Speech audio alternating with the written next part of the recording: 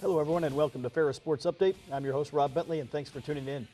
On today's show, we'll update you on Ferris State hockey and men's basketball as both get ready for postseason play.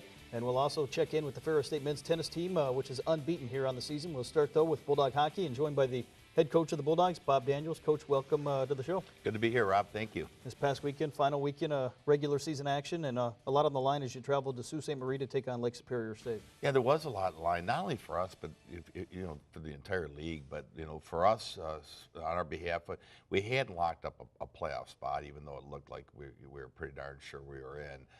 But we also had a chance at home ice, so it was a lot riding, and thought the guys played extremely well. I really did. I thought we had quite a game Friday night and played well Saturday as well. This week on the road as you travel to Bowling Green for the first round of the WCHA playoffs. Just talk about taking on Bowling Green this weekend. Well, it's going to be a tough test, but I like where we're at right now. We're 6-3-1 in our last 10 games. We've got a 4-game unbeaten streak going. We're playing our best hockey at the right time of the year. Kind of reminds me a lot of last year where we're starting to hit on all cylinders. You look at our freshman defensemen, and we're playing 3 consistently, and they're playing like veterans now. They've seen so many minutes and so many valuable minutes, and so we're optimistic going in. We know we're going to face a very difficult opponent in Bowling Green. You look at our numbers: goals, 4 goals against, power play, penalty kill, very similar, and that's why we were so close in the standings. So a tough series to call if you're a betting person. As we go to the final weekend here of the regular season, let's go to the highlights of Friday's game at Lake Superior State, and a night where you had some great production from your senior class. Boy, did we ever. They led us, and they've been leading us all the way. They've been playing terrific hockey. And, overall, the first period, the first 5 minutes, I thought Lake State had a really good push on us. This is our first shot on net 3 minutes into the contest, and we take a lead. Once we got through the first 5 minutes, even though the score ended up close at 6-4, I thought we were comfortably in control of the play of the game the entire night. I really liked the way the team played. Gerald Mayhew with that first goal, but then we'll see Lake Superior State come back and answer here with a goal. Yeah, it's probably one Justin Campmaster would like to have back. It's funny, he made some bigger saves on some more dangerous shots than that. One of the things I'd like to note too is, you just mentioned Gerald Mayhew scoring. I believe he comes out of the game with 2 goals and an assist. Had followed up the next night with an assist, and he ended up leading the conference in points this year. He's a leading goal scorer. So terrific. And there's a kind of an unfortunate goal that hit our defenseman's glove and went in. But I was very proud of Gerald Mayhew. I can't remember the last time we had league score in conference play.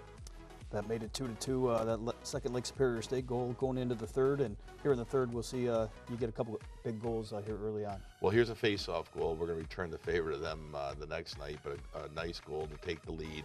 Really, here we are on a 5-on-3, and Craig Peffley had a big night with 4 point scores, and we go up 2. Even though we went into the third 2-2, I felt very comfortable. We were playing that well. Now they'll get another one with just under 10 minutes to go to bring it to 4-3.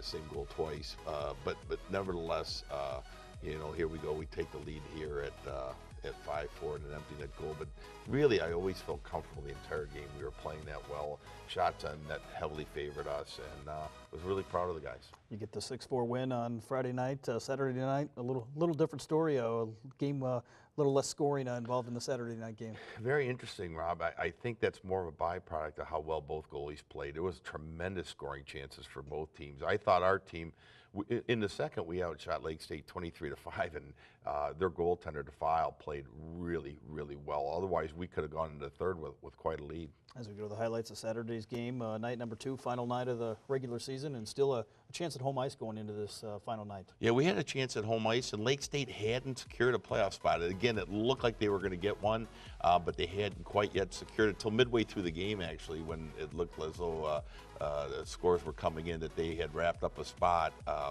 But it was still a pretty good game. You're going to see the goaltenders really make some great saves by both teams.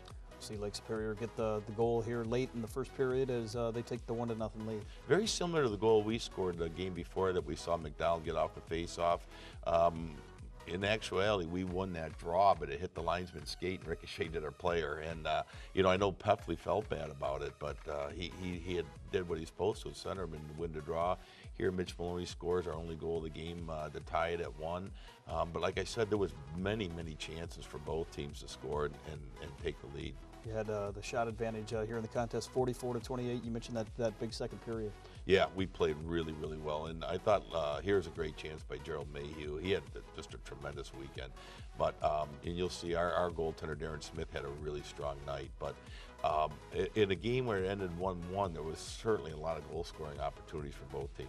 You mentioned Darren Smith had the shutout the weekend before. How nice is it to see him playing extremely well at this time of year? He's really coming on, and it's funny. We can see it in practice all the time. He's getting better and better. His numbers are great in practice.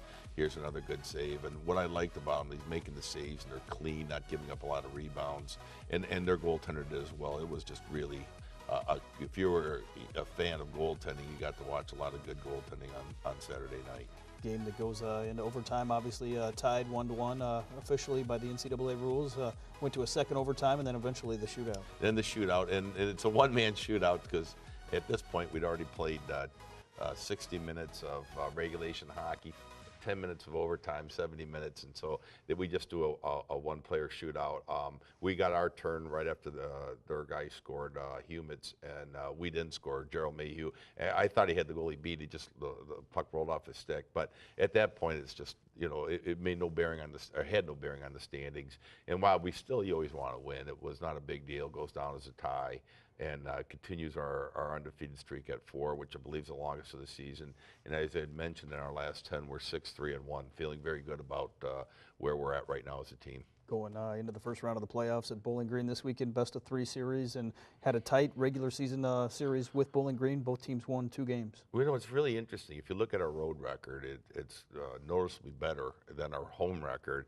And then you look at a record against teams that finished in the top 4 of the standings, and we were 500 against them. So, we feel pretty good. We've had success against all the teams that are above us that we'll have to climb through in order to retain the Broadmoor Cup that we won last year. And it's going to be tough, though. We'll go on the road for best-of-3 weekend 1. If we win and advance, the next weekend's best-of-3 again on the road. Possibly we could be at home, but more than likely on the road.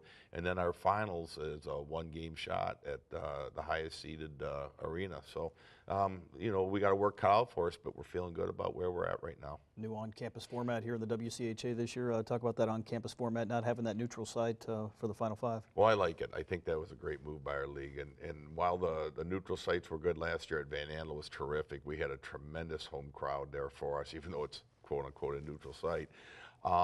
I think this is even better. We talked as a league and said, why are we taking the biggest games of the year? We play all year long on campus, and the fans get to see that. And the students, like here at our rink, this year we were supposed to be in St. Paul for the finals. Well, if we get to the finals, none of our students would have a chance to go there. This way, there's a better opportunity for the students to make these games. It'll be even a more vibrant atmosphere, and we're rewarding the fans that show up every single week at our arenas throughout our conference, and I think it was a great decision by our commissioner. Well, Coach, best of luck to the Bulldogs as you open postseason play here on the road this weekend. Thank you very much, Rob. We'll be back with more Ferris Sports Update right after this.